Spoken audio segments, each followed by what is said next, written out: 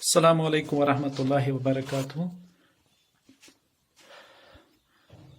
Bismillahir Rahmanir Rahim. I hope that by the Almighty Allah's will and wish and by His grace, you all are fine. You are doing well at your homes and continuously fasting and praying for the people and the Muslim Ummah and doing your job. That is, your job is to go through the books, have continuous reading, learning and practice. And also hopefully you are reciting and we can say you are turning the pages and reading the Quran on 5 times a day. So we will move towards our topic, that is for class 9th. It is congruency. In previous lectures we have given the concept of congruency. We have given the concept of different types of congruencies, and today also I have written here some congruencies, that is SAS, AS, and last time we have discussed these. So congruency, in very first lecture I told you that two objects are congruent when they are in same shape and size, when they are having same shape and size. Today we are try to go through a theorem and few questions. First of all, we will have a look upon an axiom. So we will define what is an axiom. So axiom is actually the universally proved theorems. They are not having a written proof in front of we. They are having practical or geometrical proofs. So we are having an axiom in congruency, that is SAS, side angle side. So it is statement is this, that in a triangle, when in two triangles, when sides, two sides and including angle of one triangle is equivalent to the two sides and angle between them of another triangle, then we can say these two triangles are congruent. Here we are having two triangles ABC and DEF. आप देख रहे हो, we are having two triangles ABC and DEF. हम कब बोलेंगे ये congruent है? SAS axiom से, when there are, we are having here two, this AB is equivalent to D. You are able to see one small short line upon AB and short line upon D. It means AB is equivalent to D. Two short lines upon BC and two short line segments upon EF. So they are EF. So BC is equivalent to AF. ABC triangle से हमने AB और BC लिया और DEF triangle से DE और EF लिया. So ये दो साइड्स हमने दोनों ट्रायंगल से लिए और इनका बीच वाला एंगल AB और BC का एंगल B है, DE और EF का एंगल E है. तो हम कहेंगे अगर AB, BC and angle B including angle of ABC is equivalent to DE, EF including angle E, then we can say these two triangles are congruent. It is not a theorem here, congruency theorem. It is actually an axiom. I told you the axiom is a universally proven theorem which we don't have a written proof and it is having a practical or geometrical proof. Got it? So this is the symbol of the congruency. You are seeing, you are able to see here triangle ABC is congruent.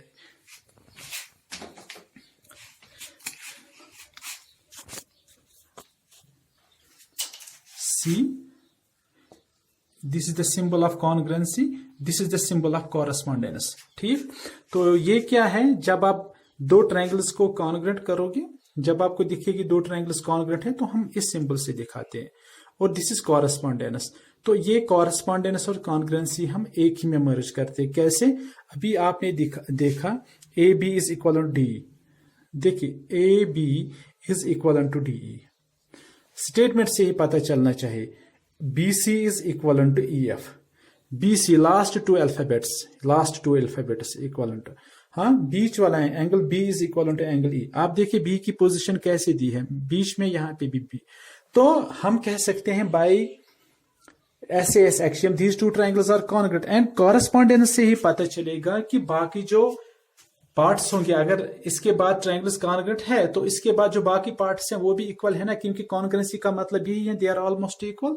सो उसके बाद हम खुद कह सकते हैं angle C is equal to angle F, angle C is equal to angle F. हम खुद कह सकते हैं angle A is equal to angle D, angle A is equal to angle D. Even we can say side A C is equal to side D F, side A C is equal to side D F. जब हम congruency statement in coming questions में या lectures में पढ़ेंगे तो हम इसका जरूर ख्याल रखेंगे कि कॉन्ग्रुएंसी और कॉरेस्पॉन्डेंस एक ही में आनी चाहिए। ठीक है, इंशाल्लाह ताला हम अब आगे चलेंगे। जो हमें प्रूव करनी है अब थ्योरम, दैट इज ASA, और we can say angle angle side या एंगल साइड एंगल। अब जो थ्योरम अभी बात कर रहे थे हम ASA थ्योरम की, तो इसका स्टेटमेंट क्या है, यह हमें प्रूव करना है। In two triangles if two angles and including side of one triangle is equal to corresponding two angles and including side of another triangle, means we are having this triangle ABC and another triangle DEF. So it is given angle B is equal to angle E, angle C is equal to angle F. So and what is the including side there? कौन सा including side होगा? That is BC. BC is equivalent to EF. We have to prove these two triangles are equivalent, congruent to each other. So there may be some cases. First of all, we will write given. What is given here? It is triangle ABC is, and we are having another triangle that is DEF. It is given. And also we are having angle B is equivalent to angle E, angle C is equivalent to angle F, and BC is equivalent to EF. We need to prove that triangle ABC is congruent to triangle DEF. Got it? There may be this three cases.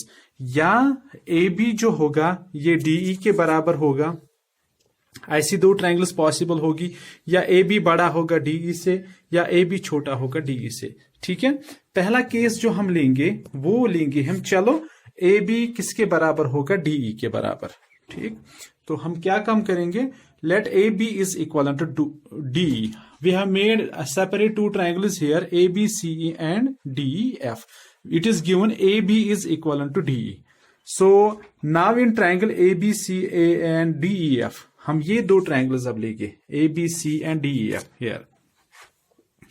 अब पहला case क्या है कि ये दो sides बराबर होंगे, कौन कौन सा? ABOD। ठीक, ये पहला केस है जब AB DE के बराबर होगा।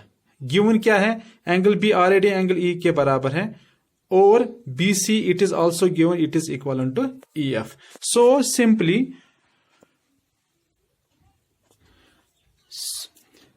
AB is equal to DE. We have supposed this. Angle B is equal to angle E. That is given. पहले स्टेटमेंट में, and BC is equal to EF. So by SAS axiom, तो हमने वही जो एक्शियम हमने डिसाइड किए अभी, उसी एक्शियम के आधार पे हमने क्या कहा कि these two triangles are congruent. तीन केसेस हैं इसमें। ASA प्रूव करने के लिए हमें तीन केसेस हो सकते हैं, या तो AB DE के बराबर होगा, ये जरूरी नहीं है AB, ये AC भी हो सकता है। फिलहाल हमने एक साइड से समझा है, या तो AB DE के बराबर, या तो AB DE से बड़ा, या तो AB DE से छोटा। फिलहाल हमने AB लिया किसके बराबर? DE के बराबर। जब AB DE के बराबर आ गया, एंगल B तो दिया गया है एंगल E के बराबर, और BC किसके बराबर? EF के बराबर, तो बन गया ये side angle side is equal to side angle side. वही मैंने लिखा by SAS axiom, triangle ABC is congruent to triangle DEF. Now case second, if AB is greater than DE. अब पहला केस था AB is equal to DE. अब अगर AB बड़ा होगा किससे? DE से। ठीक, अगर AB बड़ा होगा DE से, तब जाके हम क्या काम करेंगे? हम एक पॉइंट P मार्क करेंगे AB पे। किस हिसाब से? PB आना चाहिए बराबर DE को। ठीक है, mark a point P on AB such that PB is equivalent to DE. Now we will take these two triangles, triangle first and triangle second, make them congruent. Simple, जैसे आपने AB बनाया, when PB is equivalent to DE, angle B is equivalent to angle E, angle B is equivalent to angle E, and this whole angle, angle C is equivalent to angle F. So PB is equivalent to DE by construction, angle B is equivalent to angle E and BC is equivalent to EF. ये भी यही axiom बन गई, कौन सी? SAS axiom. So using this axiom, triangle PBC is congruent triangle DEF. PBC is congruent triangle DEF. मगर हमें prove करना है ABC is congruent to DEF. तो क्या काम करेंगे? हमें पहले ही दिया गया है कि ये सारा जो एंगल है ना ACB यानी angle C, it is equivalent to DEF.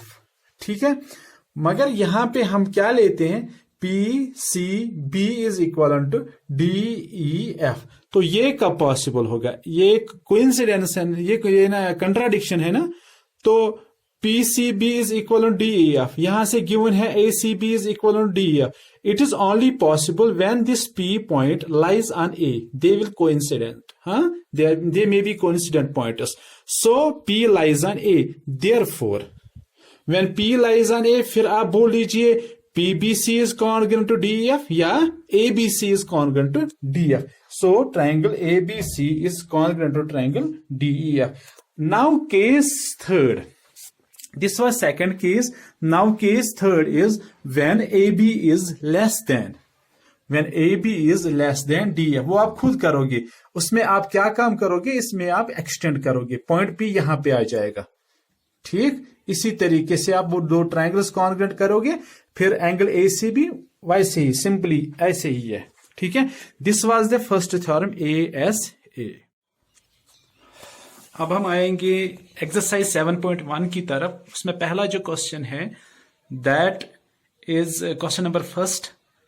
उसमें क्या दिया गया है कि ADBC is a quadrilateral in which AC is equal to, जहां पे आप देख रहे हो ना, दिस इज इक्वालिटी. ये और ये दीज आर इक्वल, यानी AC is equal to AD. Also क्या दिया गया है? ये जो लाइन AB है बीच में डायगोनल, ये इस एंगल A को दो हिस्से बराबर करता है. It means angle 1 is equal to angle 2. It is given. हमें बताना है कि जो ये ट्रायंगल है ABC वाली ट्रायंगल, ये कॉन्ग्रुएंट है किसको? ABD को. हाँ, और हमें बताना है what about BC and BD. BC और BD के मुतालिक आप क्या कहोगे? हम तो हाँ, आप गौर से देख लीजिए ये दो ट्रायंगल्स.